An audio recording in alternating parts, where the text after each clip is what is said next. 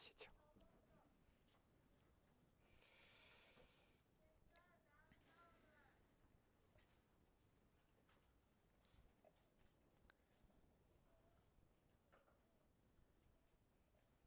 억지로 일하는 것과 자발적으로 일하는 것은 큰 차이가 있습니다. 사실 우리는 대부분 하고 싶지 않은데 어쩔 수 없이 억지로 일할 때가 많습니다. 입에 풀칠을 해야 하니 또 가족을 먹여 살려야 하니 어쩔 수 없이 일하러 나갑니다. 하기 싫다고 하지 않으면 어떻게 되겠습니까? 나는 하고 싶을 때 일할 거야. 하고 싶을 때 뭔가를 할 거야.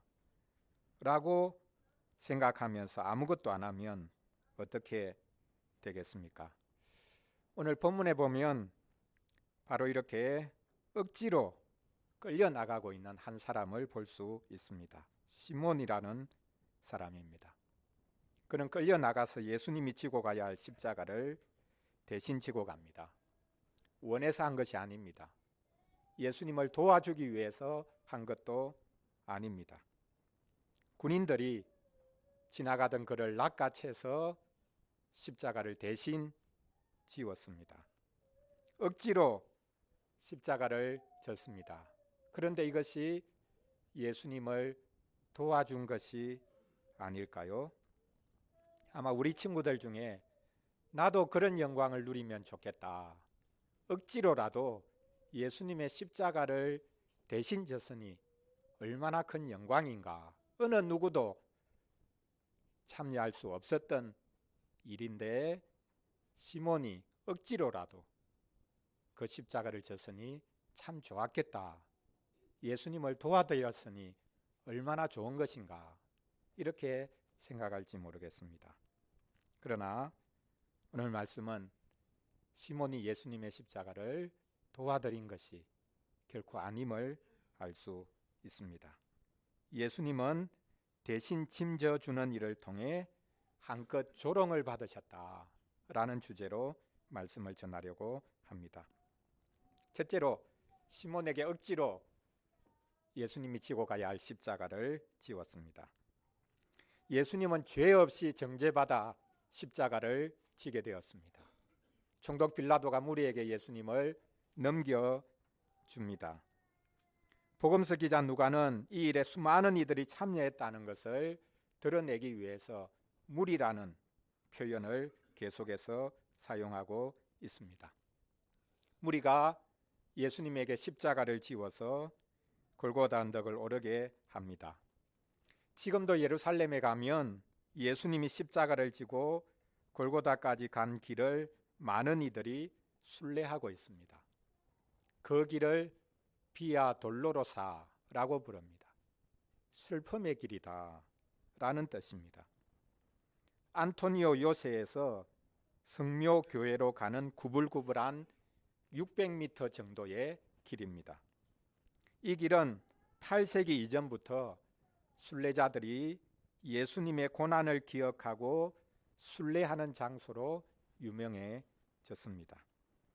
예수님이 중간중간 쓰러졌다고 하는 곳들에 수많은 교회들이 세워져 있습니다. 아르메니안 교회, 프란치스칸 교회, 그리스 정교회, 곱틱 교회 등들이 세워져 있습니다. 그런데 당시에 십자가를 져야 할 이들이 메고 갔던 십자가는 십자가의 가로대 세로대 전부가 아니었습니다. 골고다 언덕에 십자가 세로대가 이미 세워져 있고 이 십자가를 져야 할 사람은 십자가의 가로대 그것을 지고 가야 했습니다. 그래서 우리가 성화에 나오는 예수님이 십자가 이미 완성된 형태의 가로대 세로대를 지고 갔다라는 것은 사실 잘못된 것이죠. 이렇게 예수님이 십자가의 가로대를 메고 가기 시작합니다. 무리가 예수님을 십자가에 매달아 달라고 해서 이루어진 일이기 때문에 예수님이 십자가를 지고 가는 그 장면을 구경하기 위해서 수많은 이들이 몰려들었을 것입니다. 그런데 어떻게 된 일인지 도중에 군사들이 무리 중에 한 사람, 지나가던 한 사람을 붙잡아 들입니다. 그 사람이 바로 오늘 본문에 언급되고 있는 구레네 사람 시몬입니다. 이름은 헬라어 이름이지만 아마 유대인이었을 것입니다. 구레네는 로마의 속주였던 북아프리카 키레나이카의 수도였습니다. 지금의 리비아에 해당하는 지역입니다. 그가 시골에서 올라오다가 우연히 예수님이 십자가 지는 이 장면과 마주쳤고, 그때 또 우연히 로마 군병이 여러 사람 중에 이 시몬을 붙잡아서 예수님의 지고 가는 십자가를 대신 지웠다라고 오늘 본문이 말씀하고 있습니다. 예루살렘에 2주에 살았던지 안 그러면 잠시 명절이 되어서 예루살렘에 와 있는 중이었는지 모릅니다. 중요한 것은 예수님이 십자가를 지고 지나가던 길이었는데 우연히 마주쳤다는 사실입니다. 그래서 군인이 이 시몬을 붙잡아서 예수님의 십자가를 대신 지웁니다. 지금도 예루살렘에 가보면 비아 돌로로사라는 길 14개의 지점이 있는데 그 지점마다 순례객들이 와서 무릎을 꿇고 기도하고 한 지점 한 지점 거쳐가는데 제5지점이라고 알려져 있는 그 지점이 바로 시몬이 붙잡혀서 예수님의 십자가를 대신 지기 시작하는 지점입니다. 다른 복음서에 보면 무리가, 군병들이겠죠, 억지로 이 시몬에게 십자가를 지웠다, 강제적으로 시몬에게 십자가를 지웠다라는 사실을 강조하고 있습니다. 자발적으로 제가 대신 예수님 십자가 지겠습니다라고 한 것이 아니라 억지로 한 사람을 끌어내 가지고 예수님의 십자가를 지웠다라는 것입니다. 시몬은 예수님이 정죄받아 넘겨질 때 그곳에 있던 사람이 아닙니다. 지금 막 예수님을 본 것입니다. 그런데 그 예수님을 위해서 억지로 지금 십자가를 지고 있습니다. 개인적으로 어떻게 생각했겠습니까? 야, 재수 없이 걸렸다. 아마 이렇게 생각할 것입니다. 수많은 사람이 있는데 왜 내가 저 십자가를 져야 되냐, 이렇게 생각했을 것입니다. 자신이 원한 것이 아닙니다. 예수님을 잘 안 것도 아닙니다. 예수님의 짐을 가볍게 하기 위해 도와드리려고 나선 것도 아닙니다. 재수 없이 걸려서 예수님이 메고 가야 할 십자가를 대신 짊어졌습니다. 그래도 예수님이 지고 가는 십자가를 대신 졌으니 영광이겠습니까? 나중에 그가 예수님을 알고 믿게 되었다면 이것만큼 큰 영광이 없구나, 이렇게 깨달았을까요? 어느 누가 원해도 이런 것을 할 수 있는 사람이 당시에 아무도 없었기 때문입니다. 정말 그런 것입니까? 억지로라도 예수님의 십자가를 졌으니 그는 인생 중에 가장 큰 영광, 예수님을 도와드리는 그 영광을 누리게 된 것입니까? 아닙니다. 우리가 두 번째로 생각해 볼 것은 시몬에게 이 십자가를 지운 것은 사실 예수님을 향한 조롱이었습니다. 예수님이 십자가를 지고 갑니다. 무리들이 도중에 시몬에게 대신 십자가를 지웠는데 그 이유가 무엇이었겠습니까? 비아 돌로로사를 말씀드렸는데 16지점입니다. 예수님이 쓰러졌던 지점 하나하나를 새겨 놓았습니다.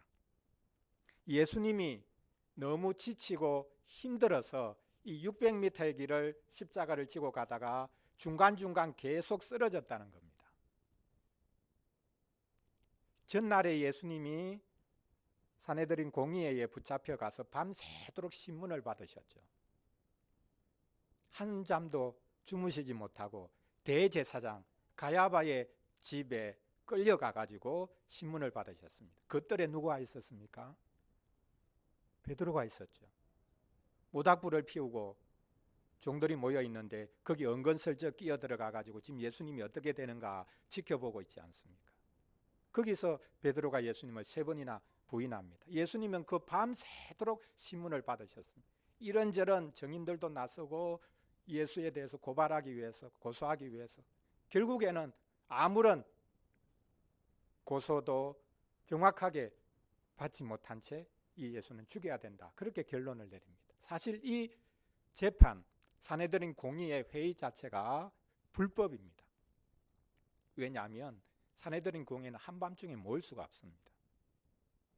불법으로 모여서 예수님을 불법적으로 사형 선고를 내리고 자기들이 집행할 수 없으니까 다음날 아침 날이 밝아서 그냥 일찍 바로 예수님을 끌고 총독 빌라도에게 가지 않습니다.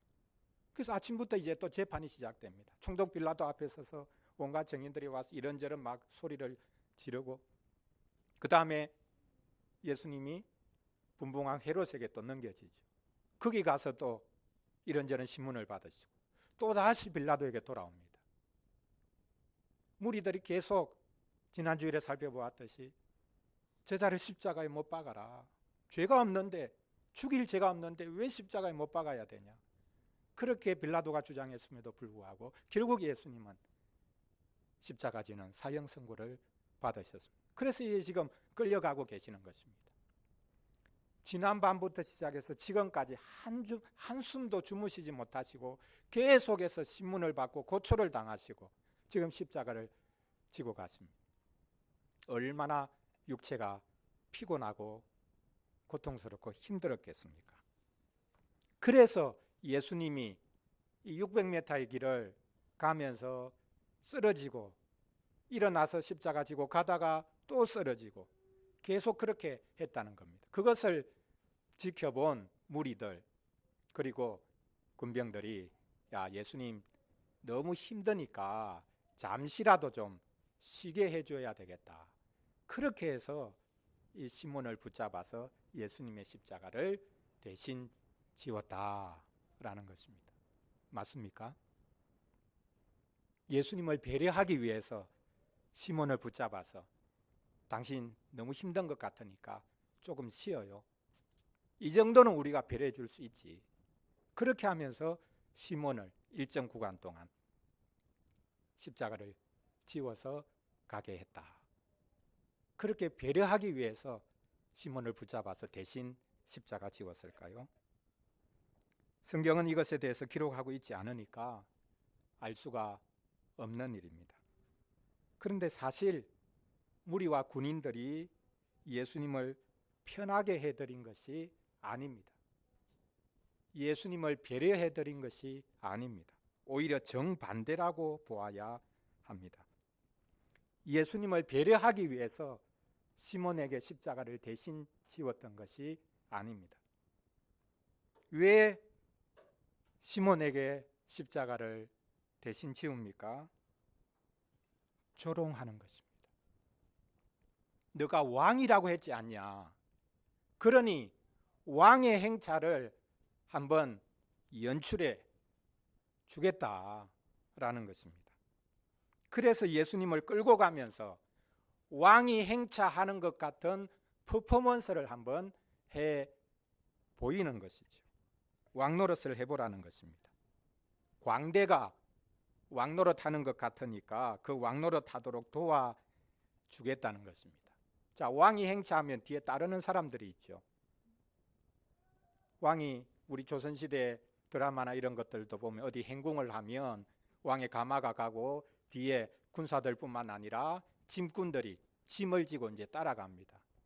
그래서 행궁을 해서 어디 나가면 거기에서 이제 머물 때에 모든 짐들 부리고 뭐 숙소도 짓고 막 그렇게 해서 이제 왕의 행차가 연출되지 않습니까?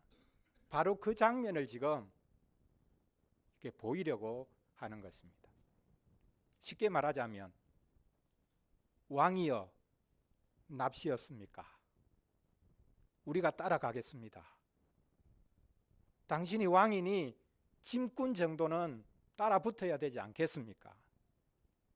그러면서 시몬을 붙잡아다가 십자가를 지우고 우리가 이 짐꾼에게 십자가를 지어서 당신을 따르게 하겠소.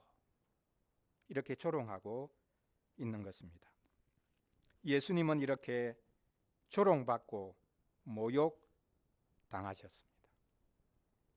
예수님의 짐을 가볍게 해주기 위해서 십자가를 시몬에게 대신 지운 것이 아니라 예수님이 왕노릇하고 있다, 광대처럼 왕노릇하고 있다라는 것을 보여주기 위해서 오히려 조롱하는 모습인 것을 알 수 있습니다. 우리나라 영화 왕의 남자라는 영화에 보면 광대들이 왕의 흉내를 내는 장면이 나오는데 그걸 보고 신하들이나 또 심지어 왕조차도 희낙낙거리는 그런 장면이 나오죠. 바로 그와 똑같습니다. 예수님은 하나님의 백성의 왕으로 이 땅에 오셨지만 왕 대접을 받으신 것이 아니라 오히려 광대 취급을 받고 계십니다. 그러므로 시몬이 예수님의 십자가를 대신 져서 예수님의 짐이 가벼워진 것이 아니죠. 오히려 더 크게 모욕을 받으신 것입니다. 시몬이 예수님을 도와준 게 아닙니다. 시몬이 예수님을 조롱한 것은 아니죠. 그냥 불평하면서 억지로 십자가를 지고 갑니다. 그러나 그 시몬으로 인해 예수님은 더 크게 조롱을 당하고 계시는 것입니다. 마지막 세 번째로 우리가 예수님을 도와드릴 수 있는 것이 아니라 예수님의 십자가가 우리를 돕는다라는 것을 살펴보겠습니다. 오늘 본문 마지막 부분을 보십시오. 대제사장을 포함한 군인들은 시몬에게 십자가를 지어 예수님을 따르게 했습니다. 자, 앞에 누가 갑니까? 예수님이 앞에 가고 있습니다. 십자가 진 시몬이 앞에 가고 예수님이 뒤따르는 게 아니라 예수님이 앞에 가고 시몬은 예수님 대신 십자가를 지고 예수님 뒤에 지금 따라가고 있다. 이렇게 기록하고 있습니다. 예수님을 앞세우고 시몬은 십자가를 진 채 예수님을 따르게 합니다. 여기 예수님 뒤를 따랐다 이런 표현이 나옵니다. 여기에서 나온 것이 그리스도를 본받아 라는 표현입니다. 우리는 그리스도를 본받아서 그리스도를 따라야 된다. 15세기 네덜란드 공동생활 형제단이 있었는데요. 거기에 수도사였던 토마스 아킨페스라는 사람이 신입 수도사들을 훈련시키기 위해서 만든 책이 있는데 그것이 그 유명한 그리스도를 본받아라는 책입니다. 이것이 로마 가톨릭의 영성수련 교재였는데 우리 개신교에서도 이 내용을 잘 알고 있죠. 영성훈련의 고전처럼 알려져 있는 책입니다. 그리스도를 본받아, 그리스도를 따라가야 된다라는 것입니다. 그것이 어떻게 보면 오늘 본문에서 나온 것입니다. 교회에서 제자훈련을 하죠. 제자훈련의 내용이 뭡니까? 우리는 그리스도를 본받아야 된다. 그러면 지금 시몬은 그리스도를 본받아서 그리스도를 따라가고 있는 제자훈련의 모델과 같은 인물입니까? 제자훈련이 뭡니까? 그리스도를 따른다는 것이 도대체 무엇입니까? 그리스도를 본받는다는 것이 도대체 무엇입니까? 예수님이 직접 말씀하신 적이 있죠. 제자훈련의 모토와 같은 구절이 바로 누가복음 14장 27절입니다. 예수님이 직접 하신 말씀인데요. 우리가 좀 앞으로 가서 누가복음 14장 27절을 찾아서 한번 읽어 보겠습니다. 오늘 본문이 누가복음 23장인데요. 우리 앞으로 가서 누가복음 14장 27절 읽어보겠습니다. 그 앞에 보면 수많은 무리가 함께 갈 새 예수께서 돌이키사 무릇 내게 오는 자가 자기 부모와 처자와 형제와 자매와 자기 목숨까지 미워하지 않으면 능히 내 제자가 되지 못한다. 그렇게 말씀하시고 바로 이어서 27절 말씀하죠. 우리 같이 읽겠습니다. 누구든지 자기 십자가를 지고 나를 따르지 않는 자도 능히 내 제자가 되지 못하리라. 십자가를 지고 나를 따르지 않는 자도 내 제자가 되지 못한다. 그러면 이 시몬이 십자가 지고 지금 예수님 따르고 있지 않습니까? 그러니까 제자도의 전형을 보여주는 장면이다. 앞으로 제자는 어떻게 해야 되는가라는 것을 전형적으로 보여주는 장면이 바로 이 장면이다. 맞습니까? 제자는 십자가를 지고 자기를 부인해야 된다 말씀하셨는데, 그런데 누구 십자가를 지라고 하셨습니까? 예수님 십자가 지고 따르라고 하셨습니까? 예수님에게 지워진 그 십자가 대신 지고 예수님 따라가라고 하셨습니까? 누구 십자가를 지라고 하셨죠? 자기 십자가. 예수님 십자가가 아닙니다. 예수님이 지고 간 십자가는 누가 대신 져줄 수 있는 십자가가 아닙니다. 그분만이 지실 수 있는 십자가. 그래서 우리는 예수님을 도울 수가 없습니다. 예수님의 십자가를 우리가 대신 져줄 수 있는 것도 아닙니다. 그럼 우리는 우리에게 지워지는 십자가가 있다는 거예요. 자기 십자가를 지고 우리 각자가 져야 할 십자가가 있습니다. 어떤 부모님이 자녀가 말을 하도 안 들으니까 너는 내 십자가다 그렇게 말하기도 하는데, 그런 십자가가 아닙니다. 우리 각자에게 지고 가야 할 십자가가 분명히 있지요. 근데 1차적으로 예수님의 십자가를 내가 대신 짊어진다, 그렇게 생각해서는 안 된다는 것입니다. 우리는 예수님을 도울 수가 없습니다. 예수님이 우리를 도웁니다. 우리가 종종 어떤 큰 위기나 안 그러면 어려운 일이 있으면 내가 십자가 짓게 이렇게 말을 하기도 하는데요. 내가 십자가 짓게 그런 말 하는 경우에 종종 위기를 돌파하기 위해서 그런 한순간 위기를 극복하거나 피하기 위해서 그런 말을 하지, 정말 자기를 희생하기 위해서 말하는 경우는 많지 않습니다. 우리 모두는 겸손히 우리 각자에게 맡겨진 십자가를 지고 가면 됩니다. 이때 예수님이 지신 십자가, 그것이 우리를 도우는 것입니다. 우리가 십자가 지는 것을 돕도록 하기 위해서 예수님이 먼저 그분에게 맡겨진 십자가, 아니 우리의 모든 짐을 그분이 대신해서 맡아서 지셨다라는 것을 우리가 알아야 합니다. 예수님이 십자가로 우리가 받아야 할 모든 모욕과 조롱을 다 받으셨기에 우리는 이제 기꺼이 십자가를 지고 갈 수가 있습니다. 어떤 대접을 받아도 상관이 없습니다. 주님으로 인해 받는 그 어떤 모욕과 조롱도 이제는 결코 부끄러움이 아닙니다. 안 믿는 이들이 종종 이렇게 말할 때가 있습니다.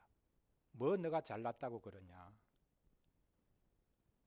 우리와 같이 좀 악한 일도 하고 유익을 도모하며 그렇게 살면 되지, 너 잘 되는지 한번 보자, 이렇게 말하기도 합니다. 바보라는 소리를 듣고 살 수가 있습니다. 성공하는지 보자, 그렇게 혼자 잘난 듯이 나서서 하는 것, 그것으로 인해 성공하는지 한번 보겠다, 이렇게 하는 말을 들어도 괜찮습니다. 왜냐하면 우리는 십자가를 부끄러워하는 것이 아니라 이제 자랑할 수 있게 되었기 때문입니다. 십자가는 성공의 열쇠가 아닙니다. 십자가는 자기를 기꺼이 내어 놓는 것입니다.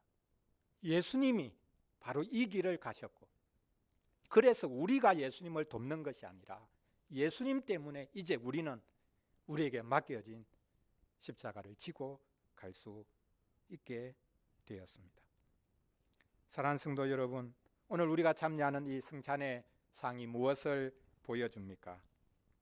그리스도께서 우리를 위해서 온갖 조롱과 모욕을 다 받으셨다는 것을 보여줍니다.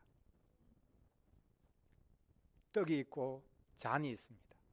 그리스도께서 발가벗겨지신 채 그분의 몸이, 그분의 살이, 그분의 피가 다 쏟아지고 부서졌다는 것을 보여주고 있습니다.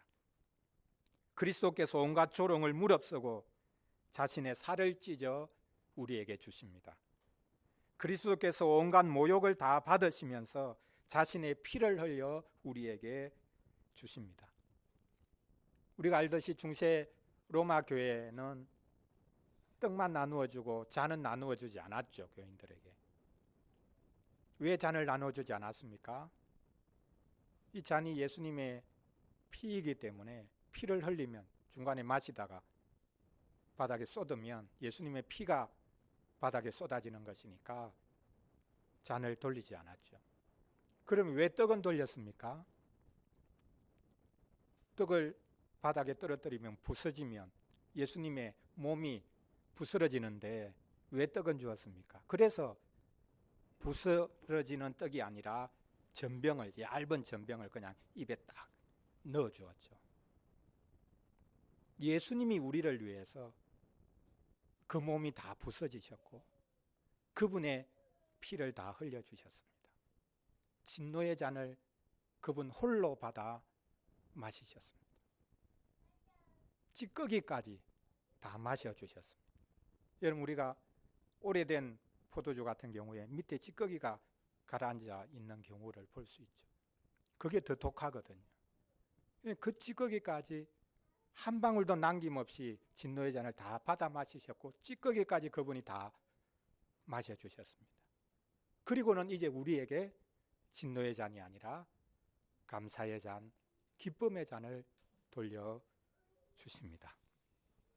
크게 기뻐하고 감사하면서 이제 우리는 이 복된 상에 참여할 수 있게 되었습니다.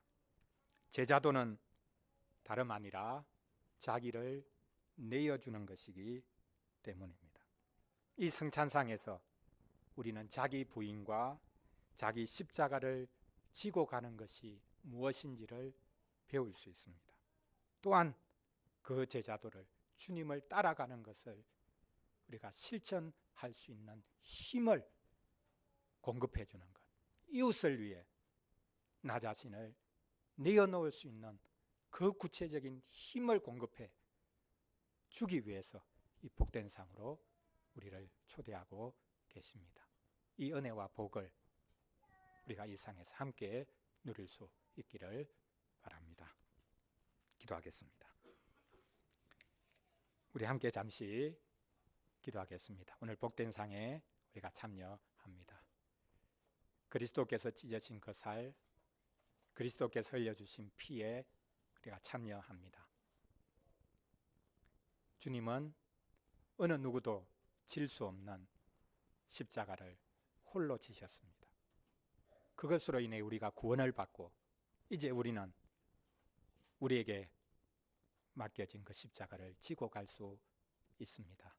주님처럼 우리 자신을 내어놓으며 살아갈 수 있도록 은혜와 복을 허락해 주시기를 원합니다. 우리가 주님을 돕는 것이 아니라 주님이 우리를 도우셔서 믿음으로 이 땅을 살아갈 수 있도록 주님처럼 이웃에게 우리 자신을 내어놓으며 살아갈 수 있도록 주님 도와주시옵소서. 이 시간 같이 기도 잠시 하겠습니다. 하나님 아버지 감사합니다. 우리에게 은혜를 베풀어 주시니 감사합니다.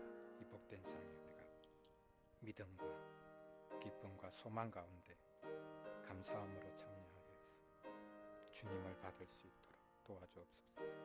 자신을 온전히 내어놓으신 주님을 받을 수 있도록 도와주시옵소서. 우리를 위하여 희생이 되신 주님을 받을 수 있도록 도와주옵소서. 끝없이 다른 사람을 이용하고 착취하고 그래서 내 욕망을 가면 갈수록 더 부풀리는